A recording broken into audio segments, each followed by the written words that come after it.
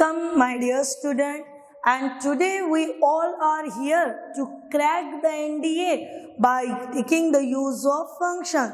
So NDA के लिए function का use क्या है और NDA में function जितनी मार्किंग लेके चल रहा उतने सभी के सभी क्वेश्चंस को क्रैक करने के लिए रेडी हो जाइए मेरे साथ और चलते हैं हमारे नेक्स्ट क्वेश्चंस के तरफ. So in the last video आप लोगों ने ये जाना कि what is mean by function, what are the different types of function, how to distinguish the function, what are the range of function. और वो सब करते समय एक बात यहाँ पे आ गई होंगी, वो ये कि फंक्शन बेटा बड़ा चालू है कि वो हर एक बार अपने अकॉर्डिंगली अपना डोमेन बदल रहा, अपनी रेंज बदल रहा, डोमेन डिसाइड कर रहा कि उसने कहाँ जाना है और रेंज डिसाइड कर रहा कि उसने क्या क्या आंसर देना. ठीक है, दोनों एक दूसरे को कोरिलेट करें. फिर ये सब करते समय कुछ फंक्शंस ऐसे मिले कि अरे ये तो 1-1 है. फिर हमने सोचा चलो निकाल के देखते कि 1-1 नाटक क्या है.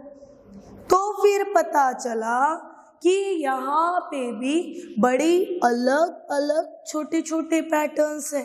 तो सबसे पहले हम लोगों ने लिखा लिया डोमेन, फिर हमारे पास आ गया सेट और वो जो सेकंड सेट आया उसे हम लोगों ने बोल दिया कोडोमेन. बात को समझे बेटा, डोमेन और second is a codomain. Domain is set of all elements या फिर domain is set of all first component in ordered pair. ठीक है, और कोडोमेन का मतलब हुआ set of second component in the ordered pair. मैंने सेट बोले बेटा, अगर इफ आई से कि A is a set of elements 1, 2, 3, 4, B is a set of elements, B is again the set of elements 1, 4, 9, 16. ठीक है, तो यहाँ पे एक चीज नजर आई कि set A and set B ने मिला के हमें एक रिलेशन बना के देना है और वो रिलेशन में को देख के हम लोग ये जानेंगे कि इन्होंने क्या रिलेशन बनाया, फिर इस रिलेशन के हिसाब से इन्होंने क्या फंक्शन बनाया. तो इनकी जब मैं ऑर्डर्ड पेयर लेके जाऊँ, that is our Cartesian product. कल ही बताया था चढ़ना कैसे, सेट, कार्टेशियन प्रोडक्ट, रिलेशन और फिर बाद में फंक्शन. तो चलो बढ़ते हैं बेटा. सो पहली ऑर्डर्ड पेयर हो गई हमारी 1, 1. सेकंड ऑर्डर पेयर हुई हमारी 2, 4. थर्ड ऑर्डर पेयर हुई हमारी 3, 9. नेक्स्ट ऑर्डर पेयर हुई हमारी 4, 16. These are the ordered pair. So जब ऑर्डर्ड पेयर हो रहे हैं और जब मैं बोल रही हूँ, जब फंक्शन बोल रहा, जब टेक्स्ट बुक बोल रहा, जब नोट्स बोल रहे कि set of all the first component in the ordered pair, तो set of first component in the order pair यानी कौन हुआ, तो 1, 2, 3, 4. Set of second component in the ordered pair, so 1, 4, 9, 16. फिर ऑर्डर पेयर के अकॉर्डिंगली रिश्ता बनाने गए. 1 के लिए मिला 1, 2, 4, 3, 9, 4, 16. क्या कुछ रिलेशन मिल रहा, व्हाट आई से, क्या कुछ रिलेशन मिल रहा. तो समझ में आ रहा कि हमें रिलेशन मिल रहा f of x is equal to x square, कि 1 का स्क्वायर 1, 2 का स्क्वायर 4, 3 का स्क्वायर 9, 4 का स्क्वायर 16. और डोमेन के हर एक एलिमेंट ने अपनी इमेज दे दी हमें, किसमें, तो इन द कोडोमेन. ये जो इमेज देता है, इस इमेज को कहा जाता है रेंज. नाम को ना तो भूलोगे और ना ही कंफ्यूज होगे. जो सेट बनता है वो कोडोमेन, पर सेट का एग्जैक्टली जो एलिमेंट आंसर के तौर पे मिलता है मेरे बच्चे, वो होता है आपका रेंज। ठीक है, और अगर ऐसे हो गया कि डोमेन के हर एक की डिफरेंट इमेज कोडोमेन में मिल गई तो उसे कहा गया फिर 1-1 फंक्शन। और अकॉर्डिंगली फिर हम लोगों ने अलग अलग टाइप के फंक्शंस देखे थे मेरे ख्याल से, और आशा करती हूँ आप सभी ने सिनॉप्सिस बड़े अच्छे से पढ़े हैं और सिनॉप्सिस के बारे में डिटेल नॉलेज गेन किया।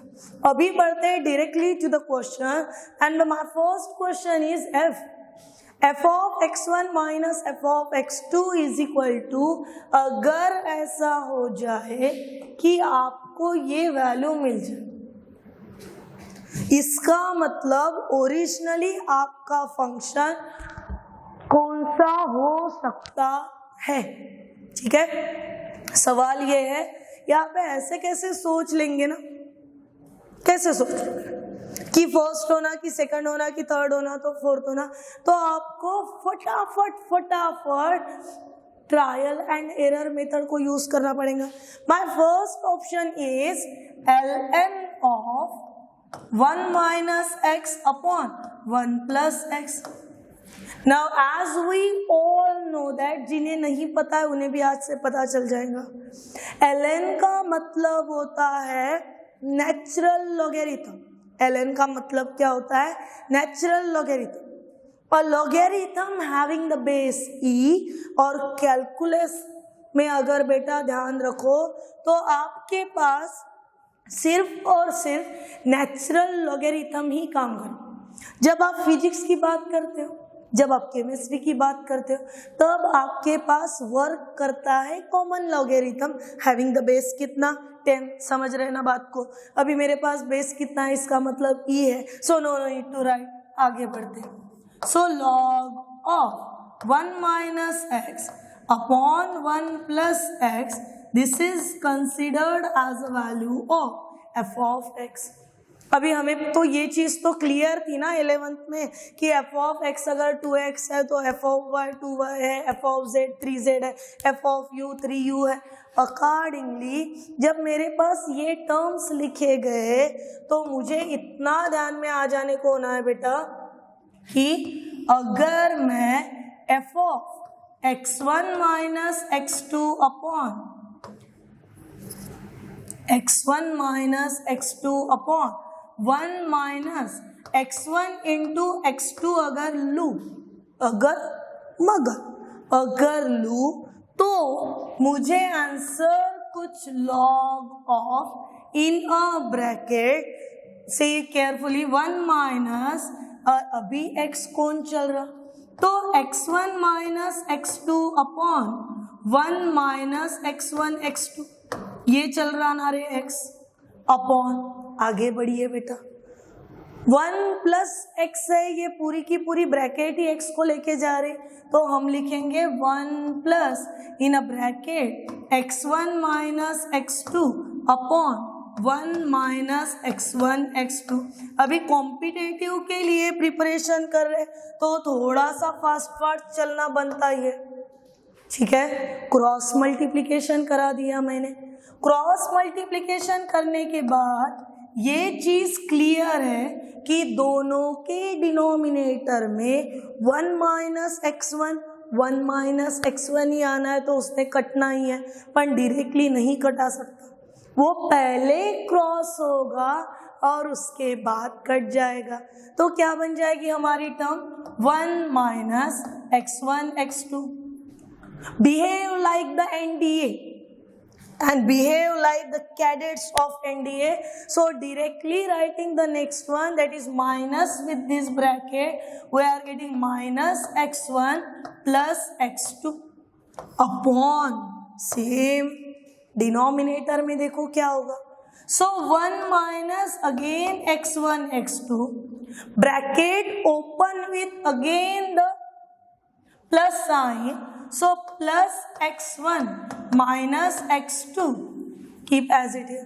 Is there any common in the, सोचो बेटा, लॉग ऑफ मॉड ऑफ, गौर करा दिए, पता चल रहा कि माइनस x1 x2 और प्लस x2 में से x2 को बाहर भेज सकते हैं। और दो बचे हुए टर्म है वो है 1 माइनस x1, जैसे कि मैंने बोला वो दो टर्म जो दिख रहे हैं उसमें से मैंने x2 को बुला लिया बाहर। So in a bracket 1 minus x1 upon, denominator में जो एकला चलो रहे हैं उनको पहले ले लो। सो 1 प्लस x1 इनको पहले ले लिया, उसके बाद हमारे पास जो टर्म है that is minus x1 x2 minus x2, इनमें से माइनस को बाहर बुला लो, माइनस को बाहर बुला लिए, x2 इधर है, ब्रैकेट में बन गया 1 प्लस x1। न्यूमरेटर को गौर करो क्या कॉमन निकल सकता है। So log of in the mod of 1 minus x1 then 1 plus x1, 1 plus not x1, it's just wait, 1 minus x1 minus x2 in a bracket. So next uncommonly क्या चल रहा, so 1 plus x2 upon what is 1 plus x1 and secondly 1 minus x2। आ रहे इतने term. अभी hope आपको ऊपर के कुछ स्टेप समझ में आ रहे होंगे। मैं देखो क्या लिख रहे, अभी यहाँ से बेटा आपके पास x1 को अलग ले लो, x2 को अलग भेज दो।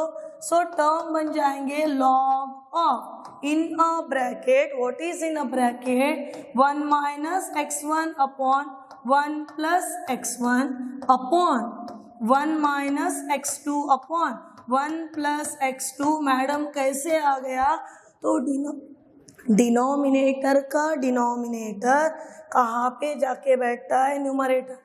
इसी का मतलब न्यूमरेटर में कहाँ पे भेज सकते थे, in the denominator. Now rule बताता है बेटा मेरे कि लॉग a अपॉन बी अगर है तो आंसर जाने को होना log a minus log b। भले ही ये कॉम्पिटिटिव चल रहा, चाहे तो 10-15 सेकंड्स में भी आंसर्स करा सकते, बट दिक्कत ये है हमें समझना भी उतना ही जरूरी। तो अगर मैं वो बेसिक फॉर्मूला यहाँ पे यूज करा लूँ, so according to that result we get log of 1 minus x1 upon 1 plus x1 minus log of 1 minus x2 upon 1 plus x2। पर अरे ये क्या हो गया, हम लोगों ने तो log of 1 minus x upon 1 plus x यानी f ऑफ x1 लिया था। x के जगह पे अगर x1 हुआ, इसका मतलब this is the value of f of x1, second one is the value of f of x2। it means your most appropriate answer is, क्या हुआ most appropriate answer, ln 1 minus x upon 1 plus x। ठीक है, ये now move on the next one question, that is क्या देखिए, set A be the set containing 10 distinct element। Set A में कितने elements हैं, तो 10 डिस्टिंक्ट एलिमेंट है। Then the total number of distinct functions, total number of distinct function from कहाँ से कहाँ तक, ए टू ए तक के डिस्टिंक्ट फंक्शंस कितने होंगे। अगर आपके पास n की वैल्यू 10 चल रही, फंक्शन को कहाँ से कहाँ तक लेके जाना है, तो a टू a ही लेके जाना है, यानी 10 मल्टीपल हो जाएंगे।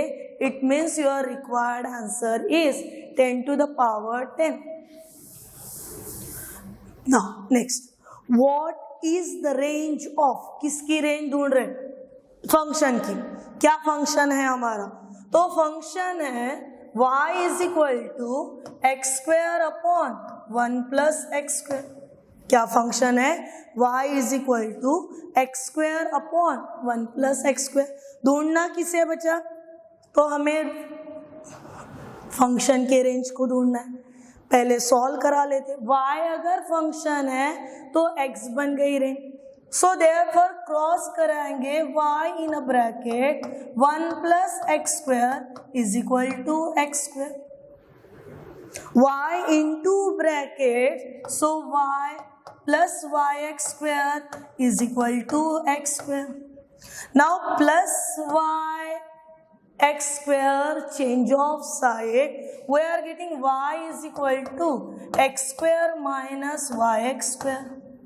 ठीक है, is anything common from the RHS? So as what is common? So x square common in a bracket 1 minus y. Therefore, x square is equal to y upon 1 minus y. But this is the value of, किसकी value हुई है? This is the value of x square. We required the value of x, so x is equal to under root of y upon 1 minus y. Now concentrate now towards the value of x. अभी x जो आया वो root में आया, it means root of y upon 1 minus y it's a greater than और equal to 0। Must है, क्योंकि root है, स्क्वायर करोगे पॉजिटिव ही आना है। उसके बाद सेकंड चीज, डिनोमिनेटर में जो चल रहा इट्स 1 माइनस वाई, रूल बताता है डिनोमिनेटर नेवर बी निगेटिव। इसका मतलब 1 माइनस वाई अगर मगर का खेल, सो 1 माइनस वाई अगर इज इक्वल टू 0 हो जाए, सो वाई इज इक्वल टू कितना 1। तो वैल्यू कहाँ से, क्या आप 1 को लोगे क्या? नहीं, आप 1 तक जाओगे, 1 को नहीं लोगे। ऑप्शन को चेक करो।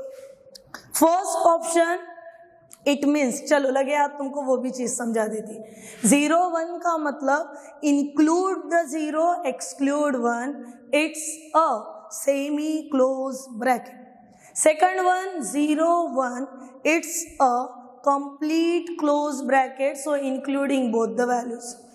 C 0 1, it means exclude all the values, it means 0 and 1.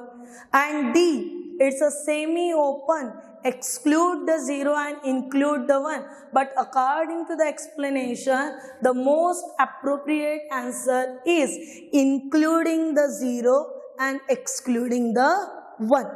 बढ़ते हैं नेक्स्ट के तरफ, बढ़ते हैं बेटा फोर्थ क्वेश्चन के तरफ। क्या ढूंढने के लिए बोल रहा है इन द क्वेश्चन नंबर 4 कि what is the inverse of, किसका इनवर्स चाहिए? So y to the power y is equal to 5 to the power log x। अभी सिर के ऊपर जान के बैठा है, उसे नीचे उतारना है। एक ही हस्ती हमारे काम कर सकती है, that is taking log on both side.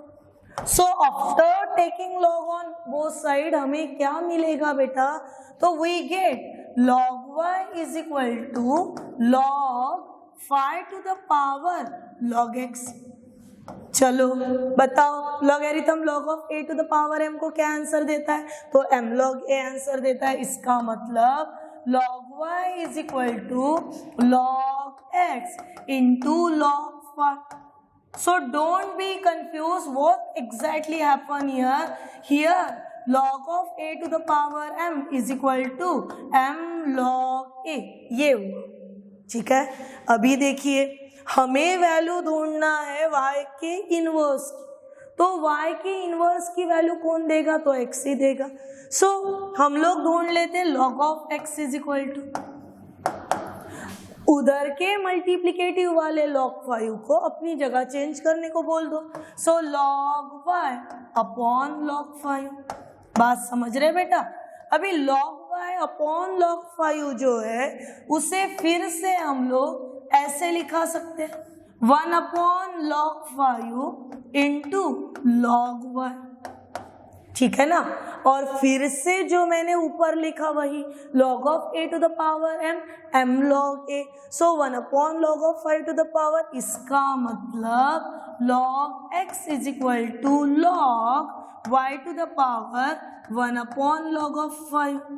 Compare कीजिए, दोनों साइडेड log चल रहे, तो दोनों साइड का लॉग लॉग कंपेयर हो गया, कटा नहीं, कंपेयर हुआ, हमें मिला क्या, तो x is equal to y to the power 1 upon log 5 which is in our option number, कहाँ पे which is in our option number B, that is x is equal to y to the power 1 upon log 5.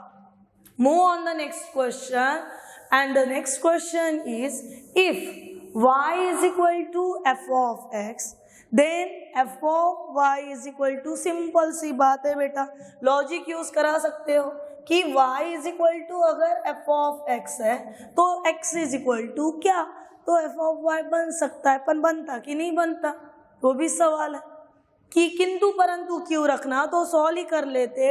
अगर हमारी f of x की value चल रही ax plus b upon cx minus a, this is the value for y, cross multiply कीजिए, so cxy minus ay is equal to ax plus b. xx वाले term को एक side ले लीजिएगा, so cxy minus ax is equal to ay plus b. समझे बात को, यहां से x बाहर बुला लो, बुला लिया x बाहर, what is in a bracket, so cy minus a is equal to ay plus b. ठीक है ना, so therefore x is equal to ay plus b upon cy minus a. देखो ये मैंने बहुत पहले सिखाया था, जब f ऑफ x की वैल्यू x फॉर्मेट में अगर जा रही तो f ऑफ y की वैल्यू y फॉर्मेट में जाएगी, तो ये वैल्यू दे रहा आपको, this is our answer for f of y. Vice versa, उल्टा पुल्टा, दैट इज इसका मतलब f ऑफ y की वैल्यू कितनी हुई, x. Keep all this in your mind. ना बढ़ते हैं नेक्स्ट के तरफ बेटा. So our next question is, which of the following function z to itself is bijection. सो सबसे इंपॉर्टेंट बात ये चली कि बाइजेक्शन माने क्या. कल मैंने बताया था इंजेक्शन डॉक्टर वाला नहीं, इंजेक्शन, बाइजेक्शन एंड सर्जेक्शन. तो सबसे पहले before solving the question just clear the idea about what is mean bye bijection. So bijection means a function which satisfy 1 1 onto, ऐसा फंक्शन जो क्या हो, 1 1 भी हो और साथ ही साथ onto भी हो. तो अभी फंक्शन 1 1 कब बनता है, तो every element in set A has a different image in a B, then is called 1 1 function. And every element in a B has a different pre-image in a A, then the function is called as onto. यानी function 1 1 और onto अगर रहा तो वो function को हमें बोलना है, क्या बोलना है, वो फंक्शन को बाइजेक्शन. ढूंढते हैं नीचे दिए गए हुए फंक्शन में से, और सबसे इंपॉर्टेंट, फंक्शन कहाँ से कहाँ जा, फंक्शन कहाँ से कहाँ जा रहा, तो फंक्शन मूव हो रहा फ्रॉम z टू z. ठीक है, फंक्शन कहाँ से कहाँ तक जा रहा, from z to z. z क्या है, तो सेट ऑफ इंटीजर है. अभी सेट ऑफ इंटीजर में अगर f ऑफ x को x क्यूब लिखा तो क्या ये ठीक है रे, यहाँ पे z है, यहाँ पे भी z है. सो अगर मैंने नंबर्स लिखा लिए 0 1 2 -1 -2, 0 cube 0, 1 cube 1, 2 cube 8, then -1 cube -1 -2 cube -8. पर क्या हर एक के लिए फंक्शन 1 1 सेटिस्फाई करेगा क्या? नहीं। तो ये फंक्शन जो है f of x is equal to x cube is not a surjective. ये क्या नहीं है? Not a surjective. क्यों नहीं है? Because the function moving from कहाँ से कहाँ तक जा रहा z does not have any pre image इन z। उसकी प्री इमेज नहीं मिलेगी इसलिए वो नहीं जाएगा। Move on the second one कि f of x is equal to x plus two, linear equation है बेटा। और जब f of x is equal to x plus two है तो ये बाइजेक्शन हो सकता है, इज बाइजेक्शन हो सकता है क्योंकि हर एक का ऐड कराने के बाद वहाँ पे उसका प्री इमेज अवेलेबल हो सकता है, यानी फंक्शन 1 1 भी होगा, फंक्शन ऑन टू भी होगा और फंक्शन 1 1 भी है, ऑन टू भी है। इसका मतलब फंक्शन क्या हो गया? Bijection. So our answer is B. So no need to move on the question number C, option number C and D. बढ़ते हैं नेक्स्ट के तरफ। क्वेश्चन नंबर 7 क्या देखिए, थोड़ा चित्र विचित्र दिख रहा question. F of x is equal to cos in bracket log x और फिर टू द बेस दिया है ई और हमें इतने वैल्यूज निकालने के लिए बोला। सबसे पहले हम लोग एक एक काम करते हैं। The value of f of x is equal to cos of log x और टू द बेस कितना रहे बेटा? तो टू द बेस ई, ये फर्स्ट टर्म हुई। इसी से दूसरा ढूंढ लेते एफ ऑफ वाई। ये एफ ऑफ वाई अगर है तो it has the answer cos of, क्या बनेगा? ये cos of log y to the base कितना? ई। नहीं भी लिखे तो भी नो मैटर, कोई फर्क नहीं पड़ रहा। And the next requirement is f of x upon y. So value of f of x upon y is equal to cos in bracket log y upon x। लिखे तो भी ठीक है बेटा बेस ही, अदरवाइज भी ठीक है। और लास्ट वैल्यू होनी है आपको f of x into y, ये लिखा लिए।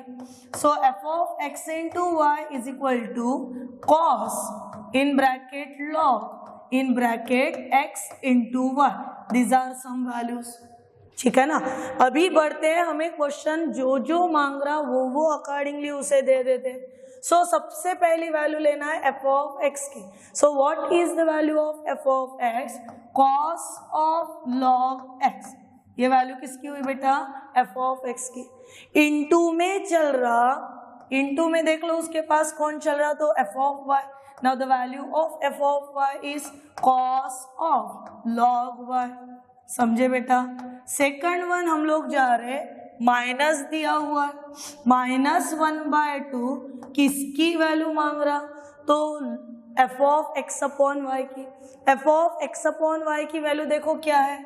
सो cos of in bracket log, log में क्या लिखा गया वहां पे? लॉग वाई अपॉन एक्स लिखा गया।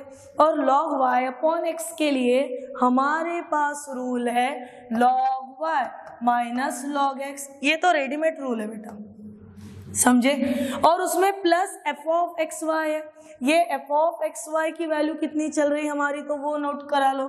सो plus cos of log x into y. फिर से बताओ, लॉगरिथम में इंटू में क्या होता है? तो log x plus log y, ठीक है। अभी थोड़ी देर के लिए ये समझ लीजिएगा कि आप यहाँ पे क्या कोई फॉर्मूला फॉर्मुलेट करा सकते हो, तो यस, क्योंकि हमारे पास रूल है cos A minus B plus cos A plus B. गौर करो रूल के तरफ, cos a minus b plus cos a plus b which gives us the answer 2 cos a into cos b। सिर्फ आपको इतना ढूंढना है बेटा कि a कौन और b कौन, वो कंपैरिजन करने कौन, ठीक है। So what are the steps are here, हमारे पास क्या स्टेप्स चल रहे हैं? तो हमारे पास सबसे पहले cos of log x, second term है हमारे पास into cos of log 1 minus हमारे पास फिर कांस्टेंट कौन आया? तो 1/2 आया।